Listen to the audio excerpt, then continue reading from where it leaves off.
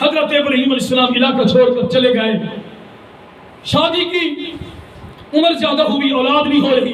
حضرت ابراہیم علیہ السلام اللہ سے دعا مانگ رہے ہیں, اللہ سے دعا مانگ رہی ہیں, اے اللہ مجھے نیک صالح بیٹا عطا کر دیجئے, نیک صالح بیٹا مجھے عطا کر دیجئے.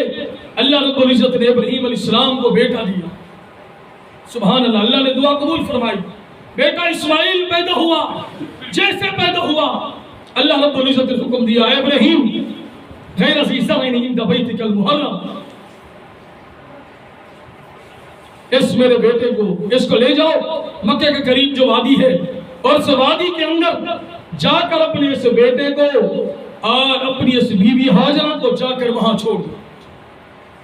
اب اولاد مانگی, اولاد نہیں ہو رہی, اللہ نے بیٹا دیا خوبصورت. اللہ کی طرف سے امتحان آ گیا, اپنی بیوی اور اپنے بیٹے کو جنگل میں چھوڑو.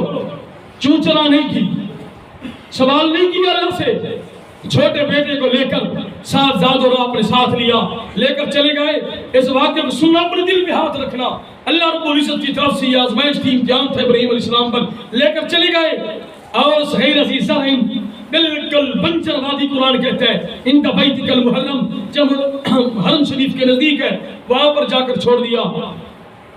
جب مڑنے لگے اما حاجرہ نے سوال کیا, ابراہیم یہ کیا کیا؟ جنگل میں یہاں نہ کوئی نظام ہے, نہ کوئی دکان, نہ کوئی پانی کا وسائل, کوئی چیز نہیں ہے, ہر طرف درندے درندے, آپ کیا کر کے جا رہے ہو؟ ایک بیٹا اللہ سے مانگا تھا, عمر ہماری کافی ہوگی, اللہ نے بیٹا دیا, پھر آپ نے یہاں چھوڑ دیا, یہ کیا؟ یہ سوال کیا اما حاجرہ نے.